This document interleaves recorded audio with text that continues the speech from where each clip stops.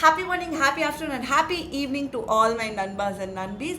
I have given the expected question list of strategic management, and in this video, I will be going through all the questions and the answers. And for the answer, I have my material. This is a color material with all the keywords which is given in red, guys. So it will be extremely helpful for you to remember the keywords also. And there is mind mapping. You can refer to this material in the free resources. And with respect to the expected question list, yes, like I told you, each and every question I will be doing in this video in a span of 90 minutes.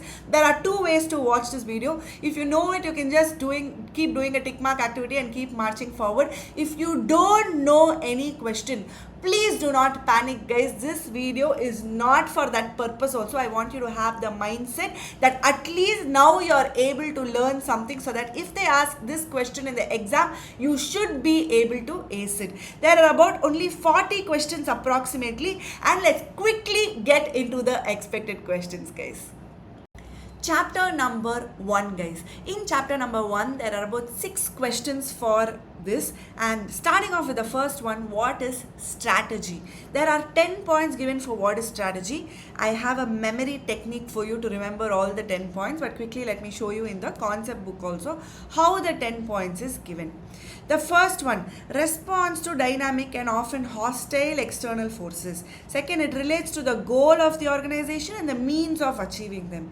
Strategy is a game plan for COMA. What is COMA? To compete successfully, conduct its operations, achieve the objectives, market position, and attract the customers. Strategy is a long-range blueprint for 3D. What is 3D? Desired image, direction, and destination. Strategy is a consciously considered and flexibly designed scheme for DHUM. What is DHUM? Directing the human efforts, handling events and problems, perceive and utilize opportunities, and meet the challenges. Strategy provides integrated framework for the top management for SWOT analysis: strength, weakness, opportunity, and threat. Strategy is no substitute for sound, alert, and responsible management. Strategy is partly proactive and partly reactive. Strategy flows from both previously initiated actions and newly initiated managerial decisions. And the last one, it is partly proactive and partly reactive, and it stitches together the proactive and reactive strategy. Now, how are you going to remember these 10 points? The first one, it is a interaction with the external environment. Strategy gives you the goals and the means to achieve the goal. It is a game plan for COMA. What is COMA? Conduct the operations, compete successfully, achieve the organization objectives, market the position, and attract and satisfy the customer.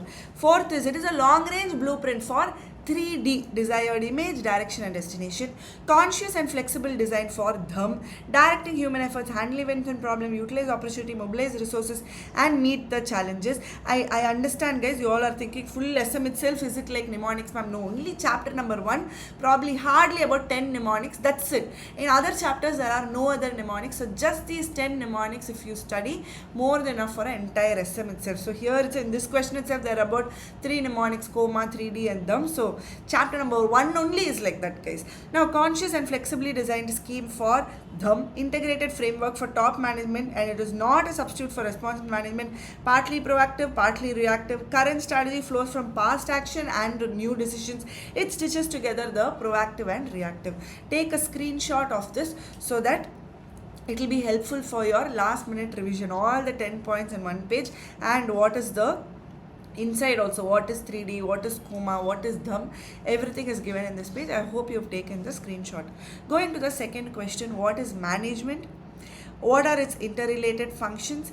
And management ranges from what?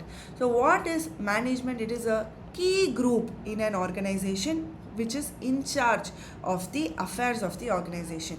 It is the chief organ, that is, it is like heart of the organization, by undertaking the task of bringing together disorganized resources to a combined functioning whole.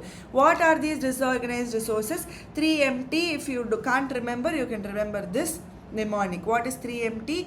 Money, manpower, material, and technology. It is a set of interrelated functions and process. And what are these functions? It is planning, organizing, staffing, directing and controlling. I hope you remember this: planning, organizing, staffing, directing and controlling. If you want, you remember this mnemonic copy. Otherwise it is not required, because this is just your side headings in your 12th standard business studies: planning, organizing, staffing, directing and controlling.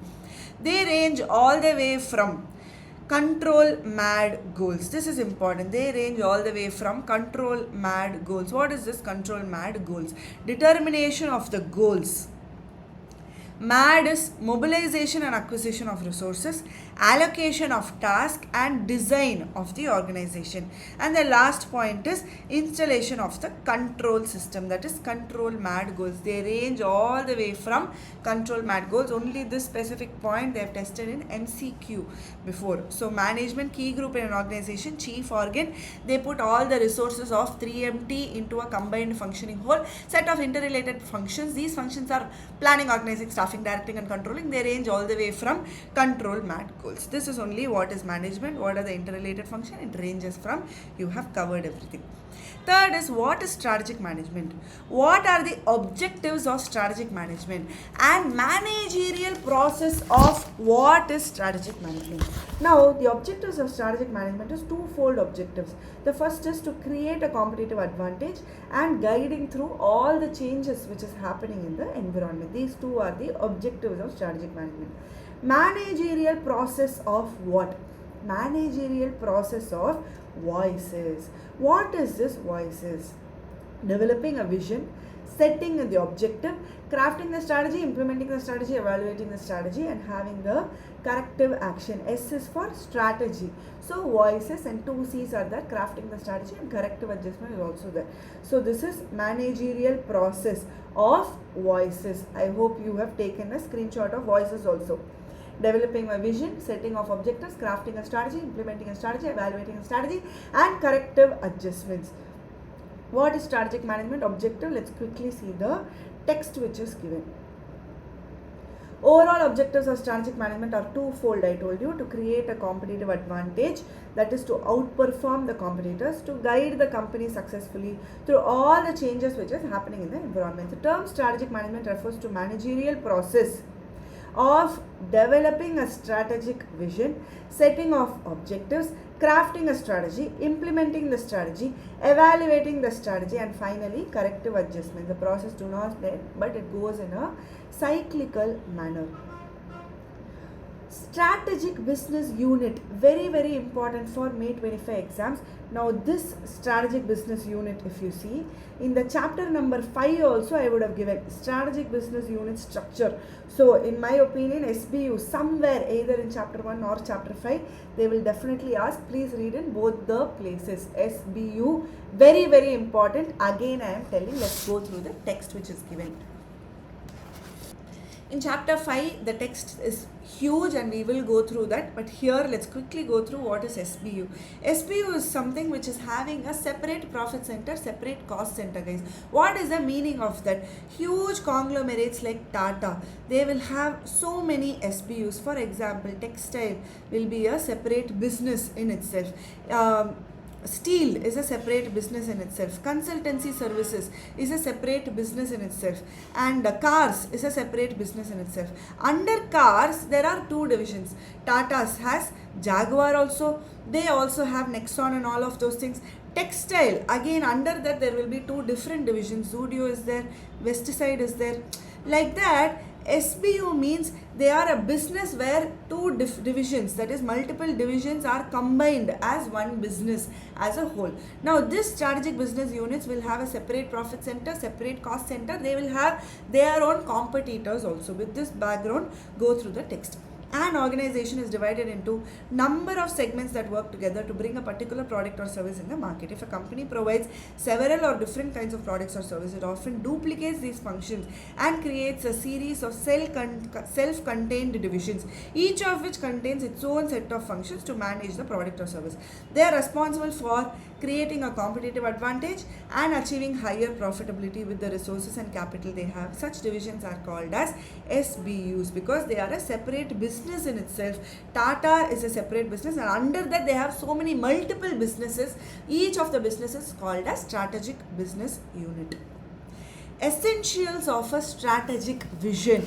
This is given in red, so it is extremely important. There are only 4 points. First is creatively for company future. It has to be there. A vision has to be made creatively. Exercise in intelligent entrepreneurship. It brings the enthusiasm amongst the members, and this gives the direction itself for the organization. These 4 points, essentials of a strategic vision. Let's quickly see. It's here. Vision basically gives the blueprint for the company's future position. Let's go through the text. The entrepreneurial challenge in developing a strategic vision is to think creatively about how to prepare the company for the future. Forming a strategic vision is an exercise in intelligent entrepreneurship. A well-articulated vision creates enthusiasm among the members. The best worded vision statement clearly illuminates the direction in which the organization is headed. I already told you, vision is basically the blueprint of the company's future position. If you ask Mind and Company's vision, we'll be like, we want to be the mental health like Uber. Like that, we will have a vision. So this has to be inspirational, this has to be aspirational, this has to tell what you want to achieve in the future prospects. So these 4 are essentials of strategic vision. Spending much time here because it is given in red, so it is extremely important.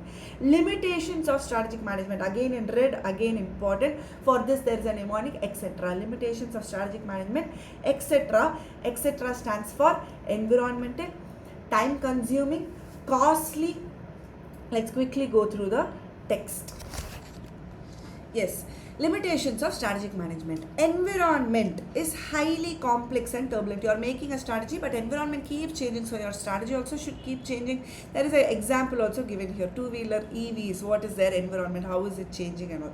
As strategic management is a time consuming process. Yes, organizations spend so much of time just to make the strategy, implement the strategy. We saw voices, evaluate the strategy and crafting the strategy. For all of those things, there is a lot of time which takes. SM is a costly process. Yes, once you study strategic management, you become an expert in this subject. You can charge lakhs and lakhs of rupees going as a strategic analyst for huge companies. They are called expert strategic planners. If they are engaged, in the organization will be spending hefty amounts. And ETC Square, if you have noticed, so ETCC is there. One is costly and the other one is competitive scenario, where all organizations are moving strategically only. It is difficult to clearly estimate what will be the response for the competitors in response to the strategies. It is quite difficult to gauge the strategic planning of the competitors, because Apple, if you see, they keep changing. Suddenly they will say 3.5mm audio jack itself is not there, so all the headphone business is gone, so Bluetooth is coming up. So competition, what they are going to do, we don't know. So this is limitations of strategic management. ETC Square, environment is highly complex and turbulent, time consuming process, costly process and competitive scenario. This is limitations of strategic management, and with this chapter number 1 comes to an end, guys. Chapter number 2, guys.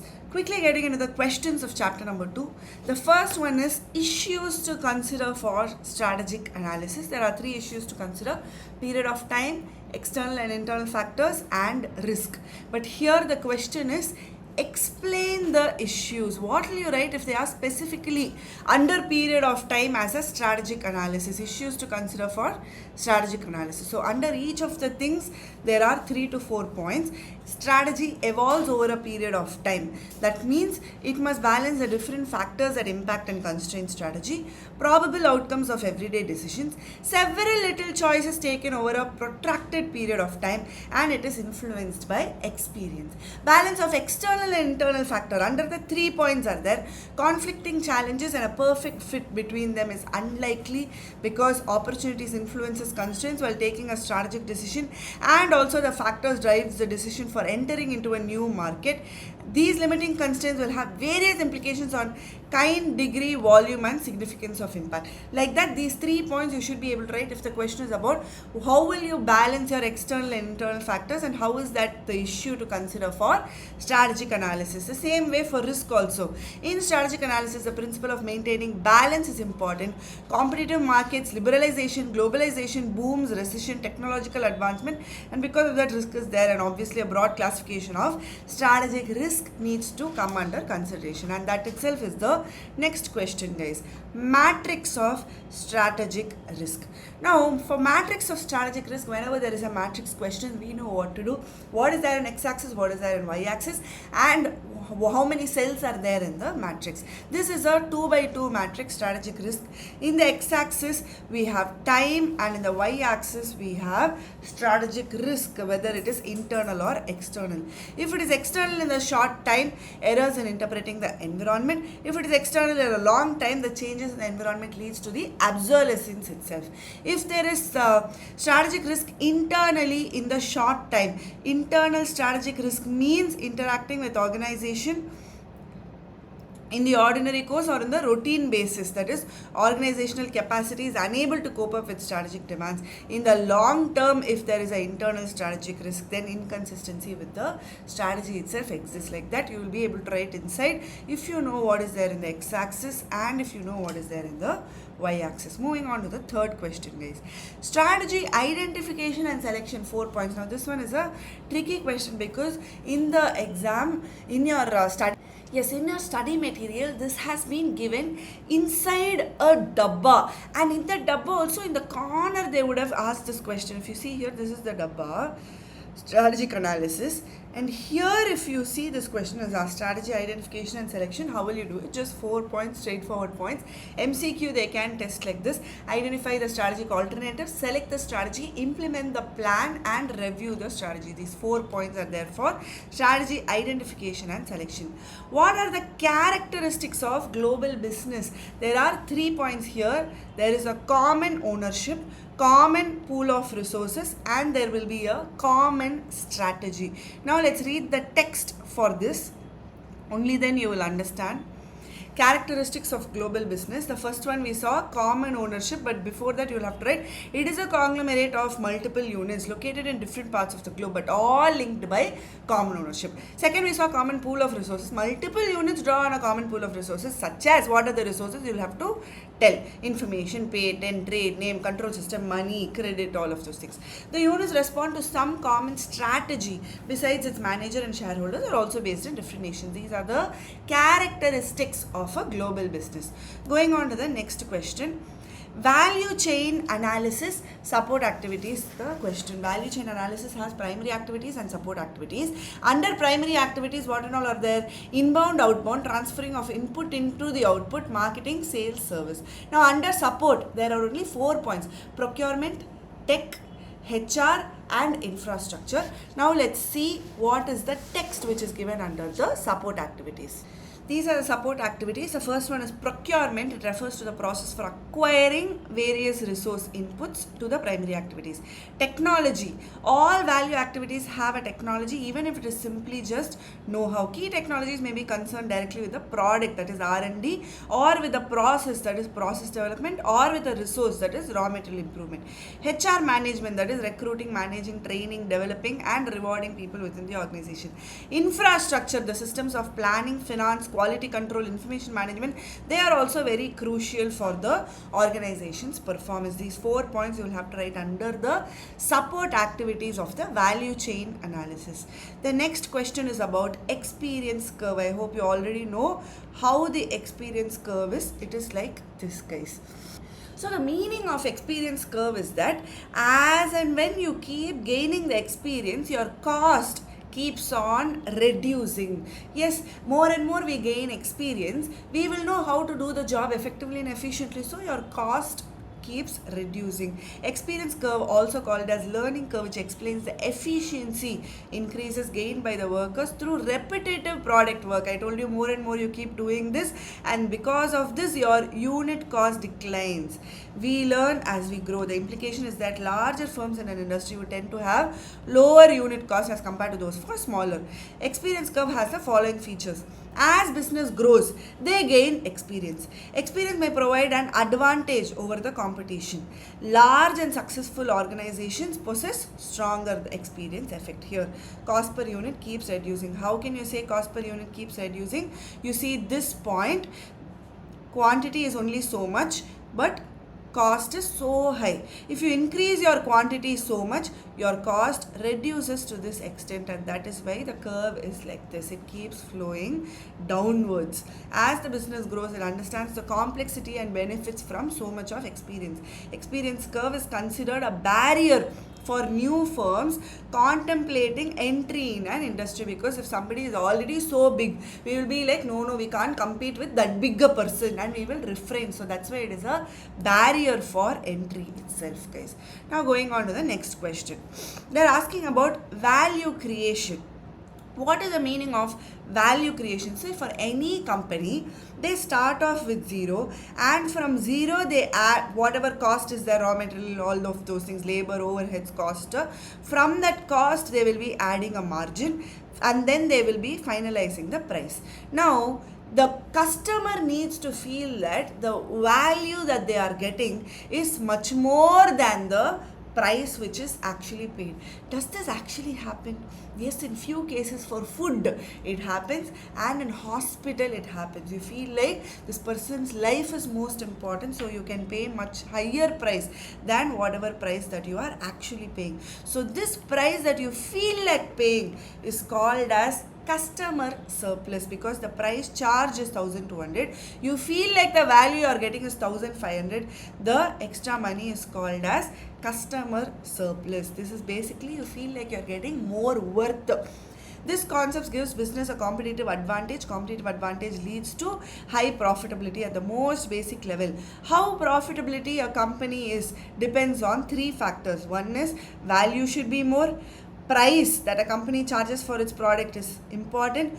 The cost of creating those products is also important. The cost must be low, price must be high, and the value must be extremely high.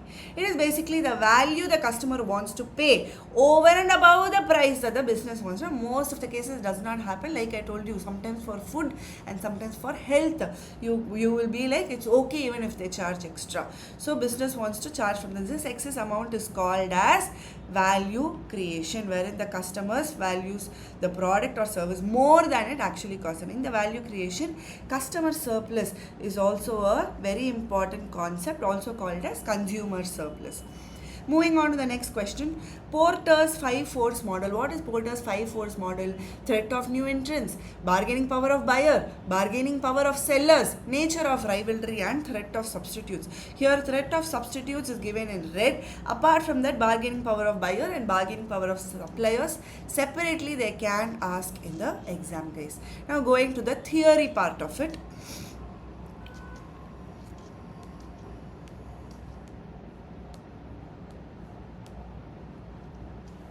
Now coming to the bargaining power of buyers. Buyers have full knowledge. They spend a lot of money in the industry's products. That is, they are big buyers. Industry's product is not perceived as critical to the buyer's needs. In that case, the buyer will be extremely strong. Bargaining power of suppliers. Now, suppliers are influencing the profitability of industry in number of ways. They will have a bargaining power when the products are crucial to the buyer. And for the buyer, the substitutes are not available at all.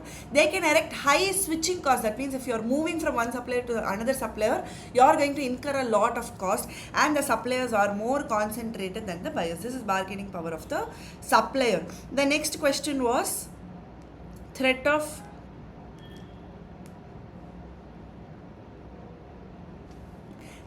substitutes. Substitute products are a latent source of competition in an industry. In many cases, they become a major constituent of competition. Substitute products offer a price advantage or performance improvement to the consumer, can drastically alter the competitive character of an industry, and they can bring it about all of a sudden. For example, coir suffered at the hand of synthetic fiber. Wherever substantial investment in R&D is taking place, threats from substitute products can be expected. Substitutes too usually limit the prices and limits the profits in an industry. About substitute products and how it is a threat for the entire industry we are seeing. See, out of Porter's 5 force model, 2 is already tested, guys. That's why in the expected question I have given the remaining 3. If you see here, Porter's 5 force model, rivalry is just tested the last time. If you want, you can study threat of new entrants also. Previous to previous attempts, yes, there is chances to ask threat of new entrants also.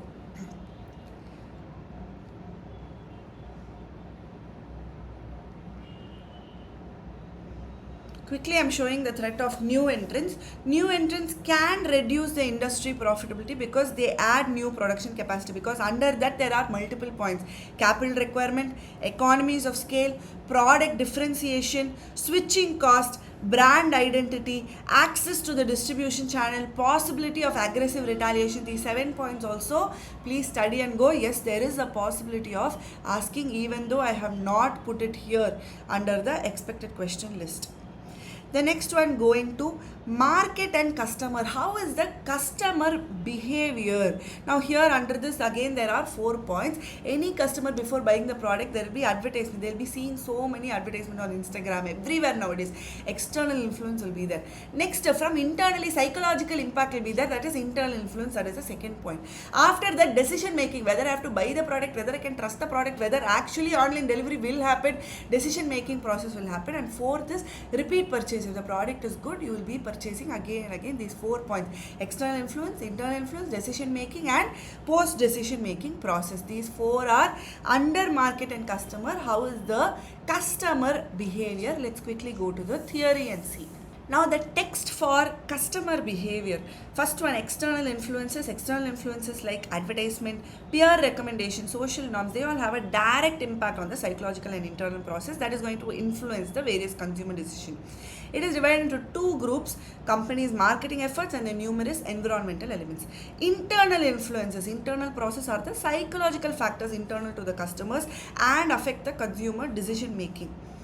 Decision making process, whether there is a problem recognition, search for alternative and list them, seek the information on available alternatives, and finally you will be making the final choice.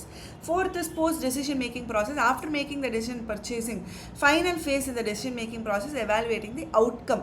If you are a happy customer, then you will be making repeat purchase and you will also recommend for all the other people. These 4 is the answer for customer behavior.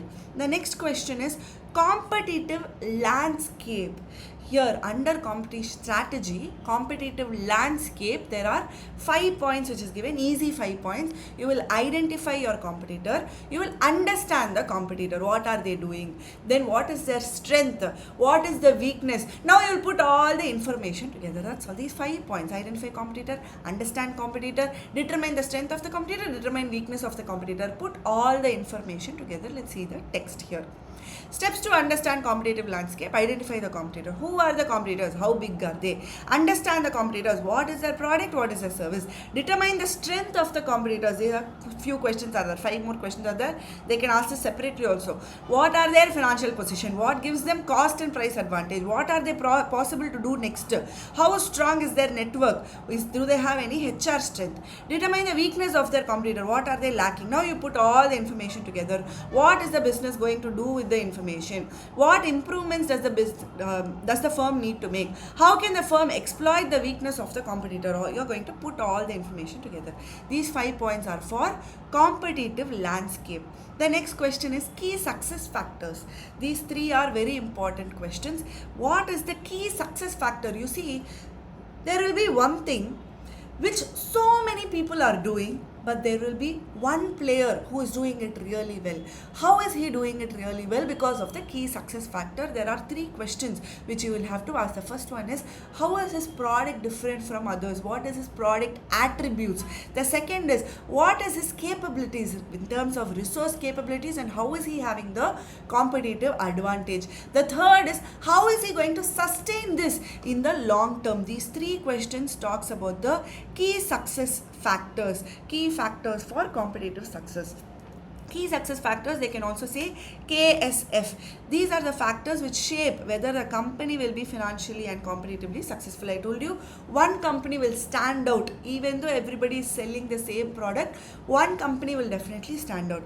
The answers to 3 questions: on what basis do customers choose between competing brands of sellers, what product attributes are crucial to sales, what are the resources and competitive capabilities, what does it take to achieve the sustainable competitive advantage, how are they going to sustain in the long term. For example, in apparel manufacturing, the key success factors are appealing design, appealing color combination so that the buyers will have the interest, and price is also important. So low cost manufacturing efficiency so that their price is also proper. Yes, with this, chapter number 2 comes to an end, guys.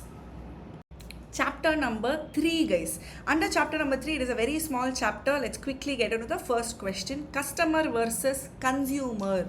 Now, where did we see this customer? Under strategic drivers, there are 4 drivers: industry and market, customer, products and services, and channel. Under customer, there is a dabba which is given in your study material talking what is a customer and who is a consumer. A customer is a person who is going and buying the product. Consumer is a person who is using the product. What, ma'am? Most of the cases it is same. Yes, most of the cases it is same. In some cases it can be different. For example, a diaper is bought by a parent but used by a child. In that case, a marketing strategy has to be made for the customer and also for the consumer, because both the people are important. So a simple bifurcation, yet extremely important for strategy build-up. Consumers are the one who finally use the product, while customers are the buyers of that product. A customer can be a consumer and vice versa, but for strategy teams, especially marketing, it is important to understand the customer and the consumer separately. For example, baby diapers are bought by parents who are willing to pay. If babies do not accept the product, then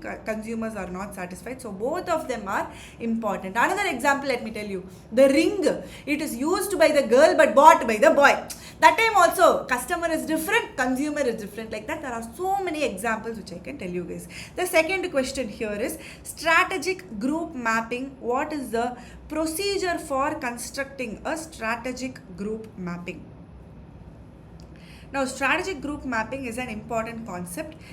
It is a map in which all the rival firms are plotted together, which have competitive approaches, who sell in the same price, same quality range, and might have same distribution channels, will have same product attributes. You are going to plot them in a graph. Whenever there is a matrix or a graph, what is the first question you will be asking? What is on the x-axis? What is on the y-axis? Now, x-axis has range of products, y-axis has reputation amongst the consumers. Now, quickly, the procedure for constructing a strategic group map. First procedure is identify the competitive characteristics that differentiate firms in the industry. Typical variables are price or quality, whether it is high, medium, low, geographical coverage, local, regional, national, or any distribution channels, whether they have only one, some. Next, after identifying the competitive characteristics, you will be plotting the firms on a 2-variable map. Assign the firm that fall in about the same strategy space to the same strategic group. Now, till here it is very easy. Now, coming to the third attribute. Usually in any graph, there will be only x-axis and y-axis. In this map, there is also a third attribute. You are going to draw the circle around each strategic group, making the circles proportionate to the size of the group's respective share to the total industry. That means if it is a big circle, that means the size percentage to the total industry is extremely high. Now you see they have put ABC together, DEF together, GHI together, PQR together. Now which one is best? PQR is a big circle and it has high range of product, but if you see reputation is very low. If you see GHI, reputation is high, range of products also decent, and the circle size is also decent. So GHI is the best they would have finished here. The question which is asked is procedure for constructing a strategic group map. Next, going to core competency areas. Core competencies areas nu sonnale three things has to come to your mind. This is competitor differentiation, customer value and application to your other markets. Competitor differentiation means you should be very different from your competitors so that it is difficult to imitate for your competitors. Difficult for competitors to imitate. The second is customer value. That means you will have to give some benefit to the end customer. That means there is some kind of a real impact for the customer. The last condition is application of the competencies to other markets. That means it can be extended to the whole organization as a whole. This is core competencies areas. The next one is sustainability of competitive advantage depends on 4 characteristics of resources and capabilities. What are the 4 points? Now I am in page number 3.19, talking about sustainability of competitive advantages depends on 4 characteristics of resources and capabilities. The first one, it has to be durable, transferability has to be there, imitability. If resources and capabilities cannot be purchased by a would-be imitator, then they must be built from scratch. So imitability should be there. And fourth one is appropriability. These 4 points you have to write, and inside points also you have to write, guys. The next expected question is the cost leadership strategy. What are the advantages and disadvantages? Differentiation strategy. What are the advantages and disadvantages? Basis for the differentiation. All these three questions are very, very important for your May 25 exams. Now, generic strategies are given by Michael Porter. There are 4 strategy: cost leadership, differentiation, focused cost leadership, and focused differentiation. Again, there is a graph. The x-axis is talking about competitive advantage, y-axis is talking about competitive scope, that it is for a broad target or a narrow target. Cost leadership means broad target, differentiation means broad target, but here in competitive advantage you will be differing. Cost leadership is focusing on lowering the cost, differentiation means you are focusing on differentiating your product or service than your competitor, but both are for broad target only. Now, cost leadership, I already told you it is for broad target and focusing on lowering the cost. Here, the best example for cost leadership is McDonald's, Decathlon, where they only focus on reducing the cost. Low cost strategy leadership. Striving to be a low cost producer can be effective when the market is composed of price sensitive buyers, when there are only few ways to achieve the product differentiation. But there is also risk for achieving the cost leadership, that competitors can immediately imitate. You are reducing, he will also reduce. Again, the whole industry profit itself will reduce. Technological breakthrough may make the strategy ineffective. How are you going to achieve the cost leadership strategy? What are the actions that you have to take?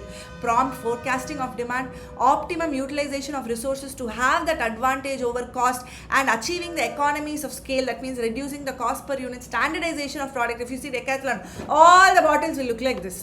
So standardization is there. Cost saving technologies, advanced technology for smart, efficient working, and resistance to differentiation till it becomes effective. Advantages of cost leadership strategy. Now the advantages, side heading, if you see, for cost leadership and for differentiation, the side headings is the same: rivalry, buyers, suppliers, entrants, and substitute.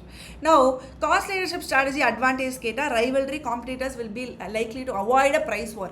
Buyers, powerful buyers and customers will not be able to exploit the cost leader. Supplier, cost leaders are able to absorb a greater price increase from the supplier side. Entrants, low cost leaders create barriers for market entry itself. Substitutes, that means a person who is giving for low cost, they are more likely to lower the cost to induce the existing customers to stay with their own products, so that the customer will not be going somewhere else.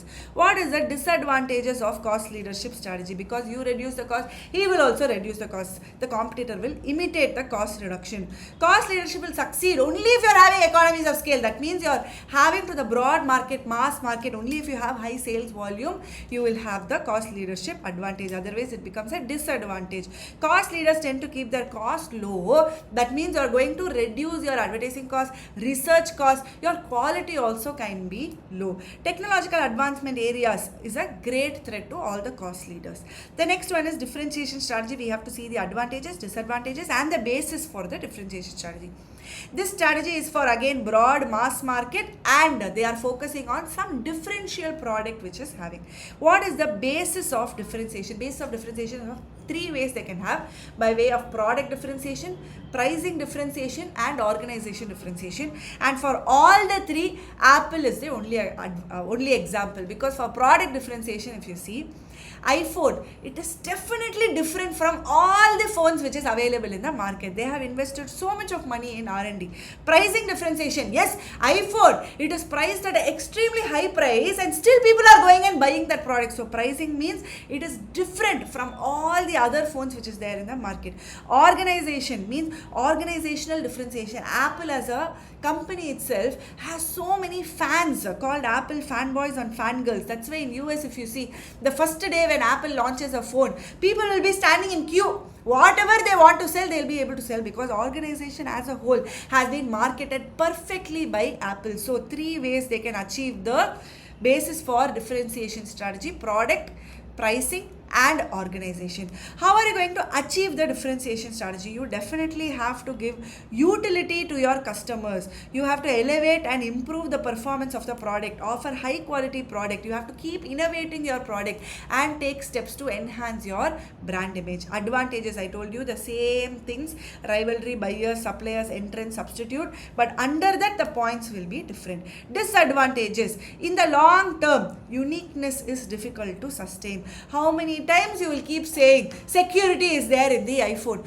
You never know. There will be somebody else who will be saying, I will give you high security, you come to my product, and high price also, 2 lakhs you pay for this phone, and everyone will go to that phone. So in the long run, this uniqueness and all is difficult to sustain.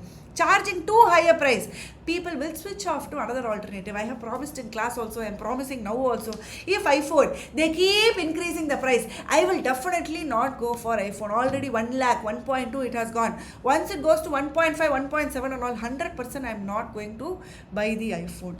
Differentiation fails to work if its basis is something that it is not valued by the customers. Now itself people watching the video will be thinking, why ma'am, 1 lakh rupees you have to purchase the phone? Because you feel like this differentiation is not valued by you. That is also a disadvantages of the differentiation strategy. Now with this, chapter number 3 comes to an end. Chapter number 4, guys. In chapter number 4, there are only 9 questions which is given here. Quickly starting off with the first one. This is intensification. Now chapter number 4 talks about strategic choices. Under that there have a lot of strategies: stability strategy, growth or expansion strategy, retrenchment and combination. Under growth or expansion strategy, there is either internal or external. Under internal, our first question is talking about intensification here. Now under intensification, there are 3 ways you can intensify: market penetration, product development, and market development. Just look at the text which is given here for expansion or growth through the intensification.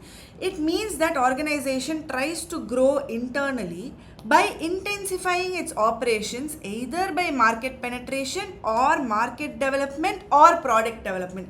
Trust me, if you study like this, you will not understand. Now just look at the examples for each of the 3 things: market penetration, market development, and product development. Market penetration means for the existing customers, that is the existing market, you are giving the existing product only. There is no diversification in terms of product or in terms of customer.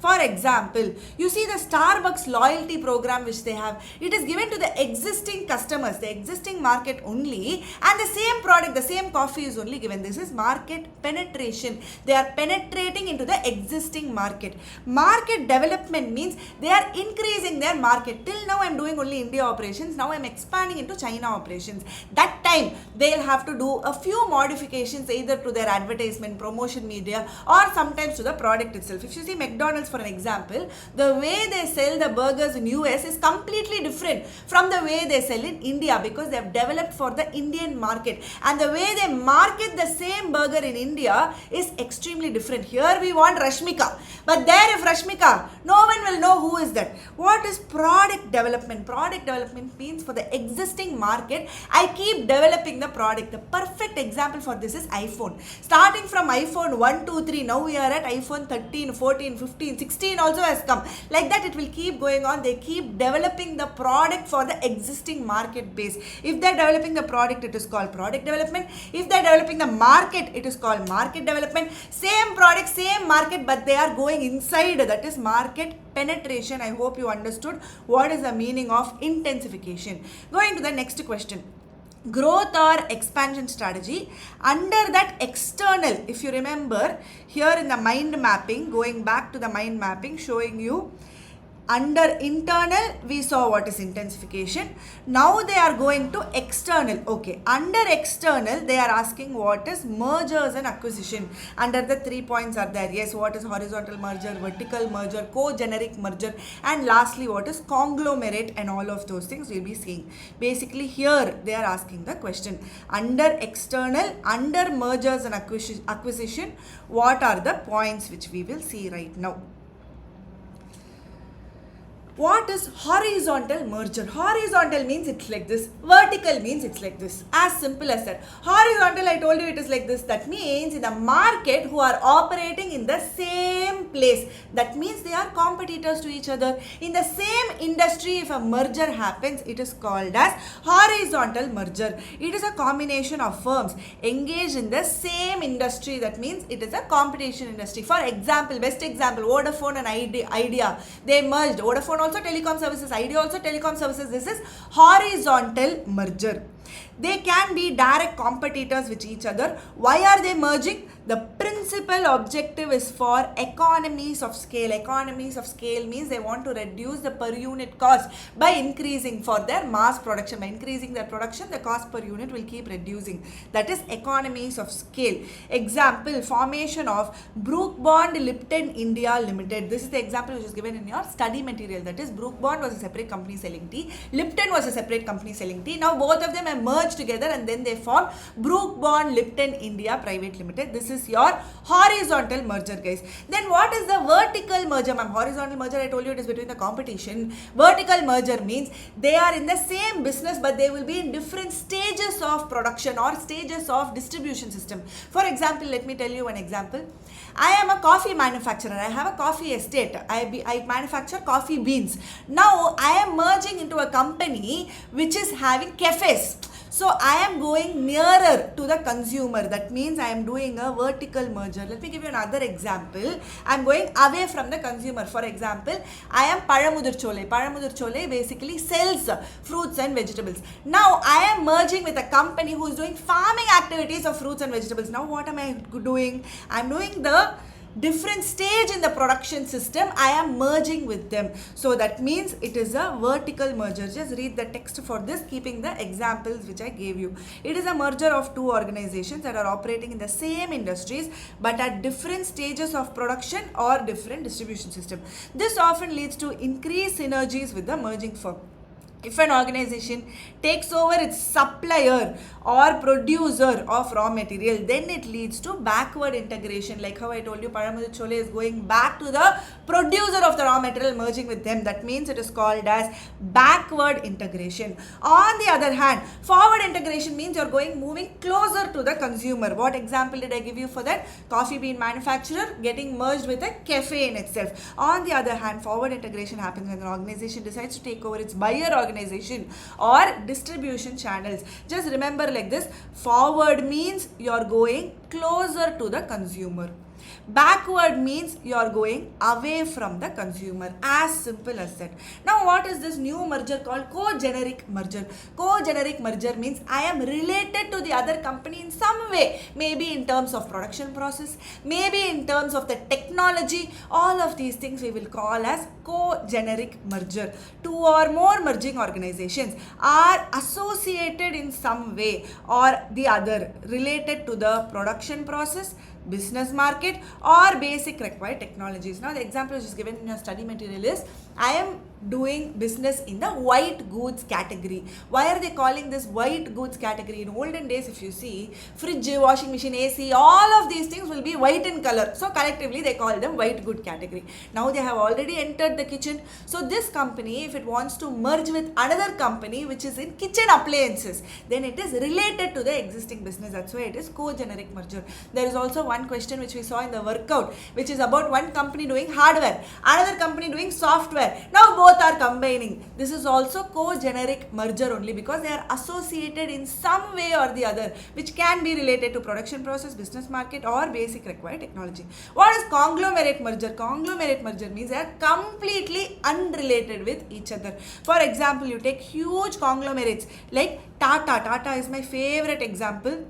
Huge conglomerate like Tata, what and all business that they are doing. They have Tata Motors, they are doing car, they have Tata Steel, they have steel company, they have West Side Zudio, they also have Starbucks, they are into restaurant, they are into textile, they are into steel, they are into TCS, consultancy services, like that, completely unrelated with each other. If there is a merger happening like that, then we will be calling that conglomerate merger. Go through the text. They are combination of organizations that are unrelated to each other. There is no linkages with respect to customer group, no linkage with respect to customer function, and also the technologies which is being used. There are no important common factors between organization and production, marketing, research and development, and technology. In practice, however, there is some degree of overlap in one or more of these factors. A perfect example for a conglomerate is your Tata, Reliance, all of these people. Now the next question. Growth or expansion strategy. Under that external, they are asking what is strategic alliance, and specifically under strategic alliance, what is the advantages and disadvantages of strategic alliance. Now, what is the meaning of strategic alliance? Strategic alliance means two individuals, they are coming together, they don't lose their identity. This person you be like yourself, this person you be like yourself, but still we will live together. Now this is a very common concept between youngsters, yes or no? That is only strategic alliance. Strategic alliance means two companies, they will be themselves only, but still they will work together and they will have some kind of a partnership, some kind of an alliance between them. Perfect example, let me tell you for this. All your Android phones, you have something called as Play Store. Play Store is owned by whom? Google. But Android, Samsung, your Vivo, Realme phone, so many Android phones are there. They are all individual people, but still they have a strategic alliance with Google. Google, it's a separate company. All the other Android phones on the other hand are separate companies, but still they have some partnership, some alliance between them, where they still remain as two separate individuals only, but still they work together. Let me give you another example. You go to Uber. If Uber, in premium cabs, there will be one screen in front of you, you can play whatever music you want. So if you go inside that, they have Spotify Premium. So what has happened, Spotify is a separate company, Uber is a separate company, they come together and they form an alliance between them, such as strategic alliance. Now read the text. It is a relationship between two or more business that enables each of them to achieve certain strategic objectives, which neither would be able to achieve on its own. The strategic partners must maintain their status as independent and separate. The independent is the main part, and separate entities that share the benefits and control over the partnership and continue to make contributions to the alliance until it is terminated. They are often formed in the global marketplace. Now, what are the advantages of strategic alliance? Now, advantages to Sona, the side headings are very simple: organizational, economic, strategic, and political. But if you just write the side headings, you're not going to get the marks. You need to know what you need to write inside each of the side headings also. Quickly, let's go through what is advantages of strategic alliance. Now, what is the organizational advantage? Now, these people, when they work together, they learn different things from each other, learning necessary skills and obtaining the capabilities from the strategic partners. These partners will help to enhance the capacity, provide a distribution system, or extend the supply chain. They may provide a good or a service that complements the existing synergy. What is economic advantage? Because these two are working together, there is a reduction in cost. Imagine each of the Android phones needs to have a separate Play Store for themselves. They will call their own phones Samsung Play Store. Like that they can have now. How is that possible? They need to put in so much of funds to develop that product. Because Google is giving to them, there is an alliance between them. There is reduction in cost for both of them. There can be reduction in cost, reduction in risk by distributing them across the members of the alliance. Greater economies of scale. First itself I told you strategic alliance is done for economies of scale. Greater economies of scale can be obtained in an alliance as product production volume can increase, causing the cost per unit to decline. Finally, partners can take advantages of co-specialization, creating additional value, such as when a leading computer manufacturer bundles its desktop with a leading monitor manufacturer's monitor. What is the strategic advantage? That is the third point. Rivals can join together to cooperate instead of competing with each other. See, most of the times what will happen, two competitors means both of them will be fighting. Say they themselves are forming an alliance, saying you're also working for the same purpose, I am also working for the same purpose, why not we both come together and work together? That is a strategic advantage. Rivals can join together to cooperate instead of competing with each other. Vertical integration can be created where partners are part of a supply chain. Strategic alliance may also be useful to create a competitive advantage by pooling of resources and pooling of the skills. The last one is political advantage. If you see, if I have a company, say Mind company itself, I want to open in Singapore.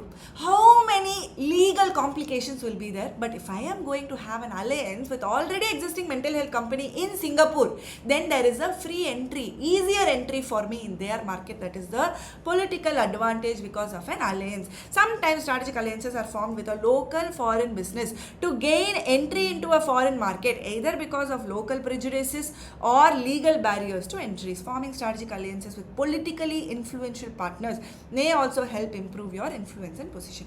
Now, these are the advantages. Organizational advantage we saw, economic advantage, strategic advantage and political advantage. There is one major disadvantage if you go for strategic alliance, that is you have to share your technology, you have to share your know-how. So that is the biggest disadvantage of strategic alliance. The major disadvantage is sharing. It requires sharing of resources, sharing of profits, sharing of knowledge, sharing of skills. In a normal scenario, you will not like to share, but because there is a strategic alliance, you have to share. Agreements can be executed to protect trade secrets, but they are only as good as the willingness of parties to abide by the agreement.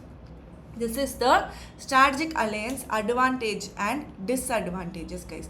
Now going for conditions or indicators for turnaround strategy. What is the meaning of turnaround strategy? Basically, I am going in a particular way. I am looking back and I am turning around and seeing if everything is correct, or I have to change my strategy. That is turn around strategy. That means something is going wrong. That's when you will turn around and see what are the mistakes which happen, correct? Retrenchment may be done either internally or externally. That means turnaround retrenchment can be done internally or externally.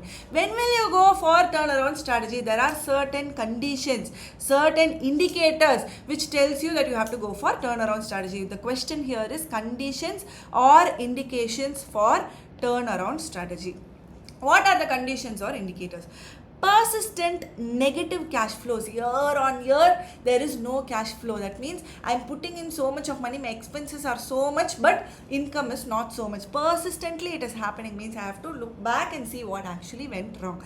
Uncompetitive products or services. That means my competitor is giving a high quality for a lesser price. Mine is uncompetitive in the market. Declining market share, or I have a physical facility and that physical facility is deteriorating. So now I have to put in so much of money to improve the physical facility. Overstaffing means actually for this job only one person is required, but I am having 10 people for the job. That means I am going to pay salary unnecessarily for the remaining 9 people. That is overstaffing. High turnover of employees. Turnover means people are leaving the organization and going out. That is high turnover of employees. Low morale means they are not that much ethical. Last point is mismanagement. These 6 points, if it is there, then this is a condition or an indicator that you will have to turn around. This is the fourth question, condition or indicators for turnaround. Fifth one is reason for retrenchment or reason for turnaround. You have to be very careful. They asked the condition or indication for turnaround in the first question. In the fifth one, they asked reason for turnaround strategy. Major reasons for retrenchment or turnaround strategy. I hope you already noticed they can also use retrenchment in the word instead of turnaround. Now, what is the reason that they will go for turnaround strategy? the management no longer wishes to remain in business, either partly or wholly, due to continuous losses or unviability. Already we saw the reasons when there is persistent negative cash flow. The same thing, if there is continuous losses and unviability, that is a reason to go for turnaround strategy. So second, the management feels that business will be made viable by divesting some of the activity. Divest means it is the opposite of invest. Invest means you are putting in some money. Divest means you are selling a part of your business. So management feels that the business as a whole will become viable if it sells a small part of the business or liquidation of unprofitable activities. Say for example, Apple is a big company. Most of its products are super duper hit products. iPhone hit, laptop hit, watch, smartwatch hit, everything is hit. But if you see AirTag, it is not that much profitable. So they can go for retrenchment strategy only for the AirTag division. That is only divesting some of the activities, liquidation of unprofitable activities. Business that had been acquired proves to be a mismatch. Two people have come together, but two people cannot live together means what? Only way is break up and go. Same way, acquired but proves to be a mismatch. That means they cannot live together. Then you have to go turn around and see what actually went wrong. Persistent negative cash flows from particular business create financial problems for the whole company. You see, everywhere it is good. But because if they spend so much of advertising on AirTag itself, but still it is not giving so much of returns. Persistent negative cash flow from a particular business, if it is there, don't even think twice. Just leave that away. Severity of competition, inability of the firm to cope with the competition. There is so much of competition at that time also. You please leave the technological upgradation is required if the business is to survive, but where it is not possible for the firm, it is invest in it. Where technological upgradation have to happen, but you don't have that much of funds to do the technological upgradation. Or instead of wasting so much of money in this useless business, you can have different alternatives. A better alternative may be available. All of these points are reasons for retrenchment or reasons for turnaround strategy. The next question, seventh one, is divestment. What are the reasons and what are the characteristics? It is given in red. That means it is extremely important. Now divestment strategy means I am selling or I am liquidating a portion of a business, a major division, a profit center or a strategic business unit where a turnaround has been attempted but proven to be unsuccessful. The option of turnaround may also be ignored if it is obvious that divestment is the only answer. Now what was the question? The question was, what is the reasons for divestment and what are the characteristics of divestment? Reasons for divestment, there are only 5 points. First one, there is again a mismatch. Persistent negative cash flow. Severity of competition is high. Technological upgradation is required, but amount is not there. Better alternative is there. The same reasons we saw for turnaround also. What are the characteristics? The characteristics are only 2 are there for divestment strategy. Some of the activities in a given business, the strategy involves divestment of some of the activities in a given business or sell out of some of the business. Divestment is viewed to be an integral part without any stigma. Usually if you see in a company, if they are going to sell parts of the business, you will think, okay, the company as a whole is not doing well, and you will see the whole stock market crash because there is stigma attached. Don't be like that. If you have to leave something, the best thing is to do that. Is turnaround strategy only relevant to loss-making business? No. Turnaround strategy is relevant if there is poor performance and not only for loss-making business. What is the meaning of poor performance? Poor performance means I am expecting a certain level of growth, but it is not happening. There is no future for the business, but right now it is profitable. That time also you go for turnaround strategy. I am targeting for so much of profit, but I am making profit but very less profit. That time also you can go for turnaround strategy.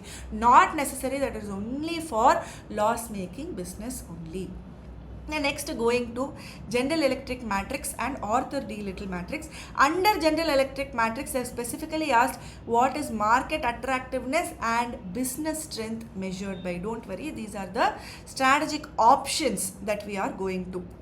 Under strategic options, there are, strategic options. Under strategic options, there are 4 matrices: Ansoff's product market growth matrix, ADL matrix, Arthur D. Little matrix, BCG growth share matrix, and General Electric matrix, also called as stop light strategy model. Now, in our expected question list, we don't have Ansoffs, we have ADL matrix. So, whenever there is a matrix question asked, you need to know what is there in x-axis, what is there in y-axis, and what is the cells, how many number of cells is there. ADL matrix is a 5x4 matrix, also called as Arthur D. Little matrix. Now, how are you going to remember this matrix? So many colors are also given. Now, quickly, just listen to me. In the x-axis, the product life cycle is given. What is the product life cycle? Introduction, growth, maturity, decline. The introduction is given as embryonic stage. Growth is there, maturity is mature, decline is given as aging stage. Now, on the y-axis, we have the competitive position. Weak, tenable, favorable, strong, and dominant. If you just remember this, the matrix itself becomes extremely easy. Now, just remember one thing. In the weak, if you are extremely weak, whichever stage you are in the product life cycle, nobody can save you. It will be fully red. If you are in a dominant position, whichever stage you are there in, doesn't matter. You will somehow thrive. It is fully green. No problem. These two things if you remember. And one more rule. Before you go to red, you have to stay in orange or yellow at least for one cell. So here I told you if it is weak, it is fully red. Have to stay in orange at least for one cell. Like this, you keep reducing and coming. Once you from dominant, if it becomes strong, then you have to go to red in one cell. But before going to red, you have to stay in orange in at least in one cell. So there is orange. If it is favorable, you will be in red in two cells. But before going to red, you have to stay in orange in one cell. So orange here, and then only you can go to red. So whenever it is in green, you will call that as fast growing. You will act attentively. You will have the cost leadership. You have a defensive position. All of these things. If you are in orange, you will say that you will find the niche, you will hold the niche, and in some cases you will harvest. If you are in red, harvesting, retrenching, turn around, and the last case you will withdraw. You just have to remember like this. That's it, guys. The first one fully green, the last one fully red, and before going to red you have to stay in orange or yellow at least for one cell. This is Arthur D. Little. I hope you remember what is there in x-axis, what is there in y-axis. The next matrix is General Electric matrix, also called as stoplight strategy model. Now under that they have specifically asked, see here in the x-axis and y-axis, if you see, x-axis business strength is given, y-axis market attractiveness is given. What is the question which is given in our expected question list? I hope you have that open. In General Electric matrix, market attractiveness and business strength is measured by what parameters is the question. Market attractiveness is measured by size of the market, market growth rate, industry profitability, competitiveness, availability of technology, pricing trends, overall risk of returns on the industry, opportunity for differentiation of the product, demand variability, segmentation, and distribution structure.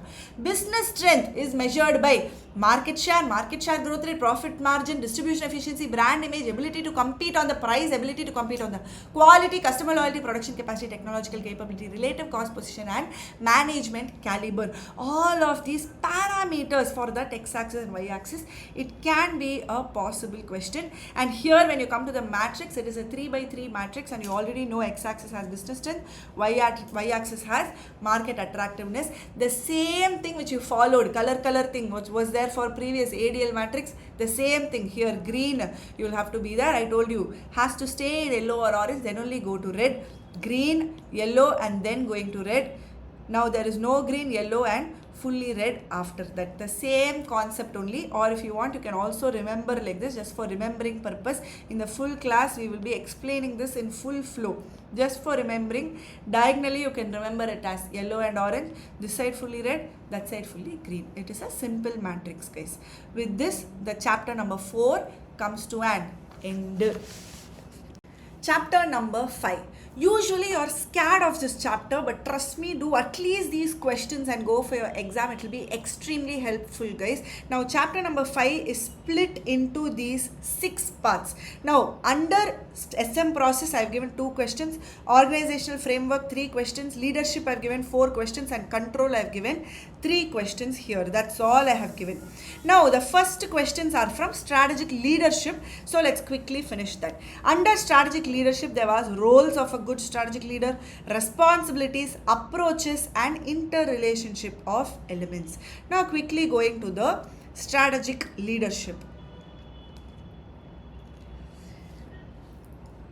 The first one is, what are the leadership roles? Managers have 5 leadership roles to play in pushing off the good strategy. He has to stay on top of whatever is happening. He should not be a boomer. He should know what is happening around him. Promoting a culture of esprit de corps. What is the meaning of esprit de corps? That means team spirit must be there. Keeping the organization responsive to the changing conditions. He has to have ethical leadership and he has to push the corrective actions. Now you all tell me, who is the best leader you all can think of? Definitely MS Dhoni only. Now, keeping him in mind, you think of what he has to do. What are the leadership roles that he is playing? He has to stay on top of whatever is happening. He has to promote the team spirit and not just individual batsman, individual bowler.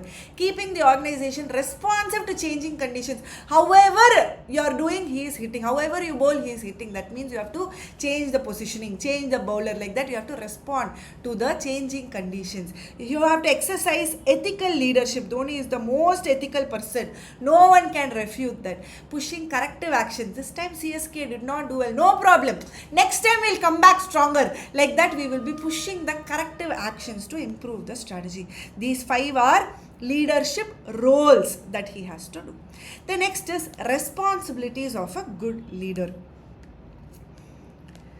Responsibilities, how many points are there? 7 points are there. What is Dhoni's number? 7. So like that, you can remember this whole leadership means Dhoni just in mind. You will be able to answer all the questions. What are the responsibilities? The first one is he has to make the decision. He has to formulate the policy, formulate the action plan. He has to communicate to the team members, communicate to the organization. He has to manage. 11 members are there, 11 minds, 11 different ways, 1,000 different ways they will think.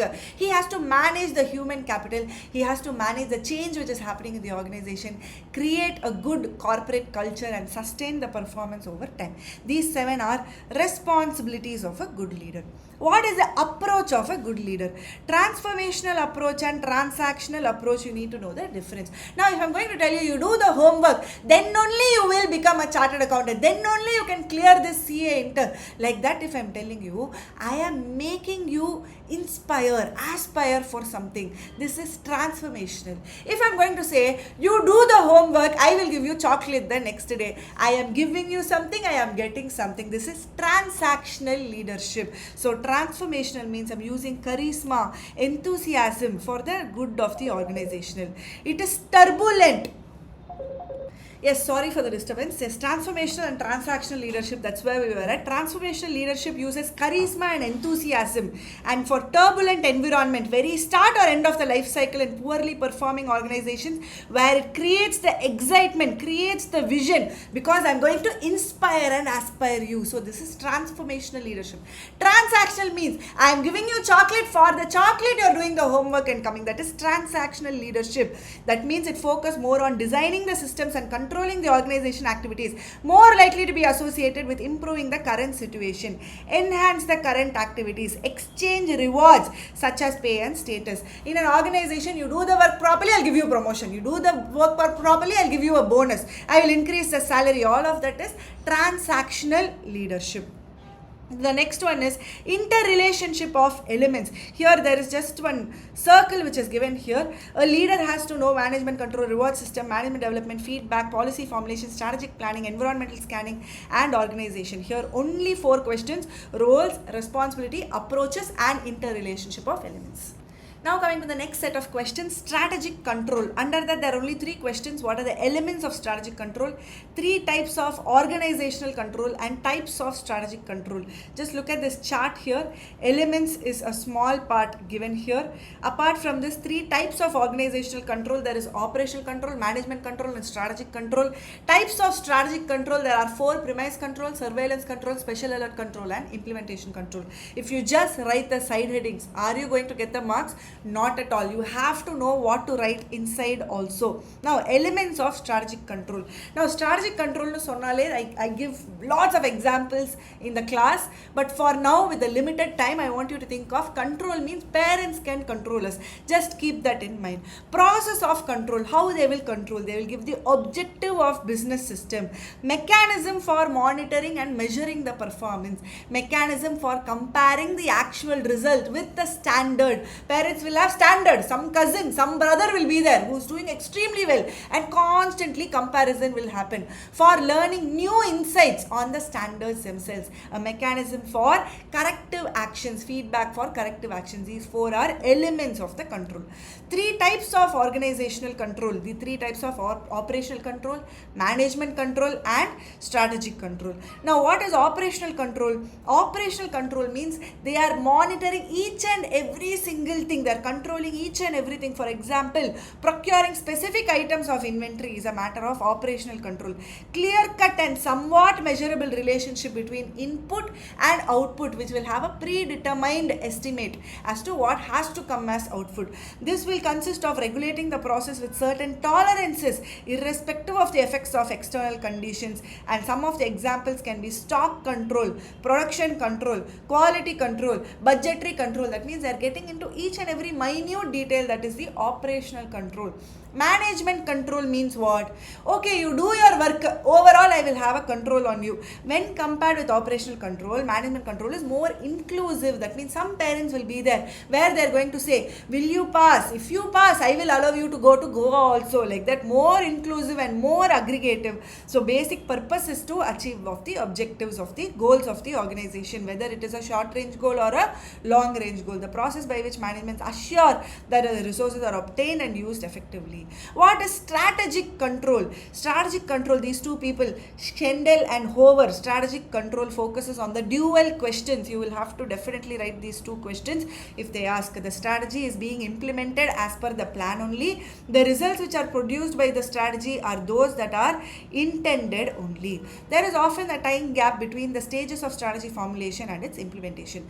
The next question is types of strategic control. Types of strategic control, there are four types: premise control, strategic surveillance control, special alert control, and implementation control. The first one is premise control.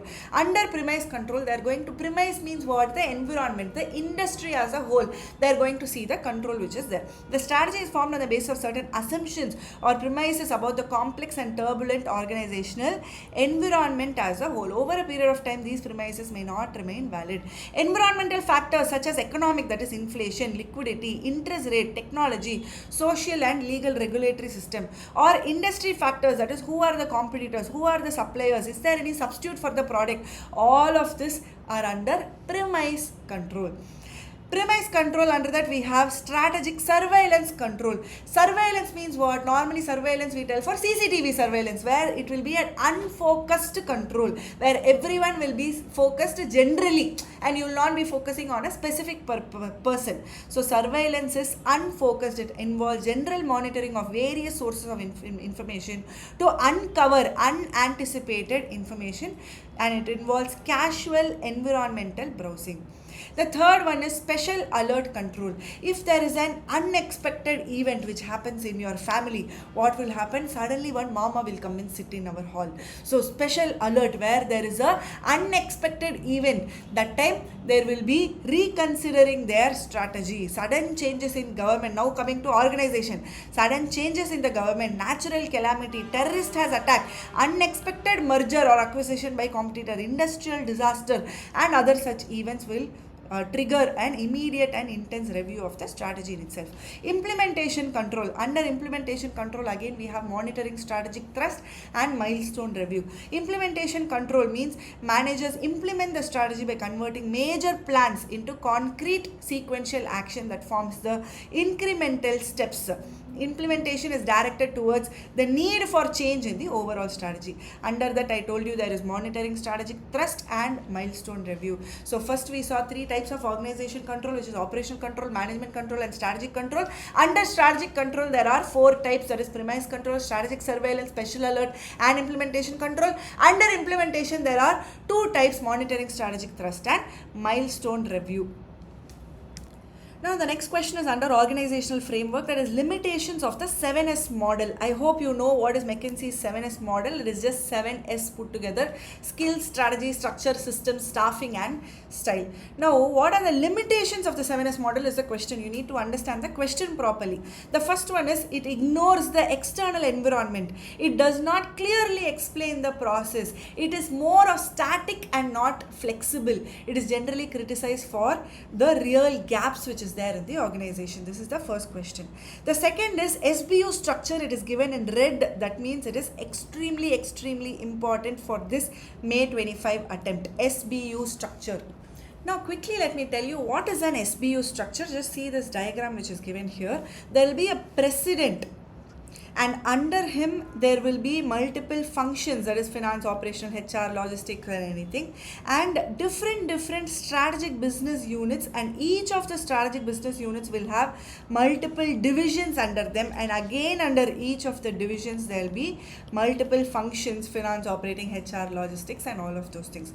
So this strategic business will have its own profit center, its own cost center it will have. For example, again my favorite example, if you take Tata has textile division. Textile will be SBU1. Under that they have division 1, division 2, because textile itself they have Westside, they also have Zudio. If you see Tata Consultancy Services, that is SBU2, under that only a single division. If you see Tata Motors, under that again they'll have division. Like that, different strategic business units, under that they'll have divisions, and under each of the divisions they'll have separate finance, HR, marketing, operations, logistics, personnel. So this is the SBU structure. Let's read through the text also. It is relevant to multi-produce, multi-business enterprise, impractical for organization with multiple business to provide separate strategic planning treatment. It has to necessarily group them into manageable number of strategically related business units. Three most important characteristics of SBU are, you can remember it as SCM, scope for independent planning. It will have its own set of competitors, because yes, if you see Zudio, it will have its own set of competitors and TCS order competitors. So its own set of competitors will be there. It has a manager who is responsible for the strategic planning and profit performance, and who has control of profit influencing factors. If strategic planning is carried out treating territories as units of planning, it gives rise to two kinds of difficulties, because number of territorial units handle same product is getting varied strategic planning treatments. Since giving territorial planning unit carry different products with dissimilar characteristics, we are getting identical strategic planning treatment. SBU structure consists of three levels: corporate headquarters at the top, SBU groups at the second level, and divisions related within each of the SBU, that is the third level. If you see here, this is the first level, this is the second level, and this is the third level given here. This is with the SBU unit. In your study material, this is the way it is given. That is, I told you there will be a president here, under him functions, and then SBU 1, 2, 3, under that divisions, and under each of the divisions again functions. Here functions, SBU.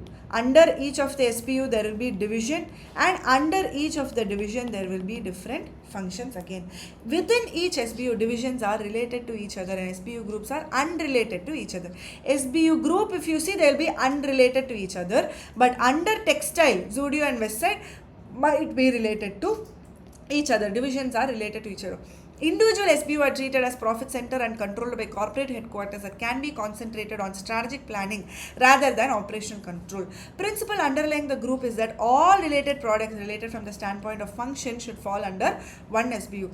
The concept provides right direction to strategic planning. Attributes of SBU: benefits firm may derive. A scientific method, improvement over territorial group of business and strategic planning based on territorial units. SBU is a group of related business. Each SBU will have its own distinct set of competitors. Each SBU is a separate business. Each SBU will have a CEO. He will be responsible for strategic planning. SBU will build on similar technologies. In SBU, any question they can ask. That's why in the expected question list, if you see, SBU structure separately I would have given in red. The next one is culture, whether it is an ally or an obstacle. Role of culture, this also is given in red, because in that 8 model test papers, multiple questions were asked with respect to culture, ally or obstacle, and what is the role of culture. Now, whether culture is an ally or an obstacle depends on whether the culture is compatible with the strategy or is it a conflict to the strategy. That only is given in this paragraph. An organizational culture, because if culture is completely different but strategy is completely different, both don't align with each other. So, if it is completely different, it is an obstacle. If they are aligned with each other, it becomes an ally. Ally means they are friends. An organizational culture is either an important contributor or obstacle. The belief, vision, objective and business approach, everything may or may not be compatible with the culture. When they are compatible, culture becomes an ally. When the culture is in conflict, that means when it becomes a stumbling block, it becomes an obstacle.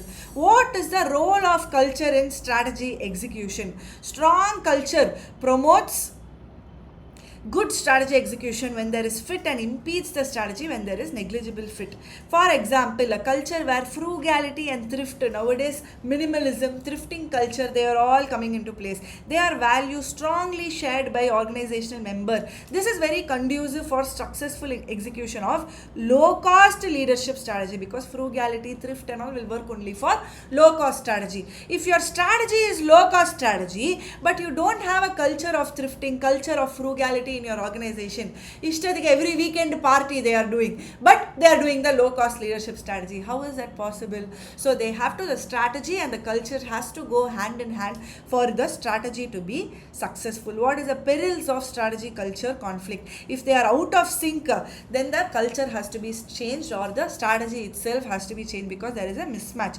These are just theory which is given for culture and strategy. Go through that. Page number 5.44 length, it is starting, just 2-3 pages. Just go through that, just understand what they are trying to tell. That itself is more than sufficient, guys.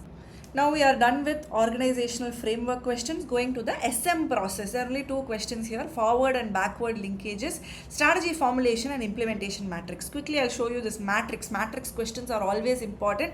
So strategy formulation and implementation matrix. So here the name itself says in the y-axis there is strategy formulation and in x-axis there is implementation. Or there is one more matrix, x-axis formulation, y-axis implementation. Why I am showing you both is you need to understand where is the x-axis, what is there in the y-axis. Don't simply say thrive is here only.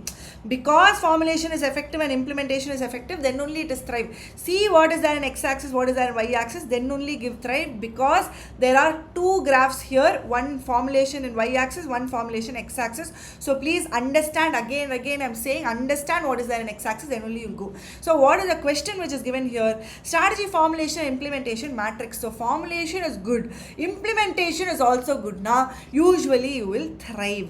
If you see for exam, planning is very good, implementation also is very good, so definitely you will thrive. Both are bad, planning also bad, implementation also bad, nobody can save you. Die quickly. Both are inefficient, ineffective.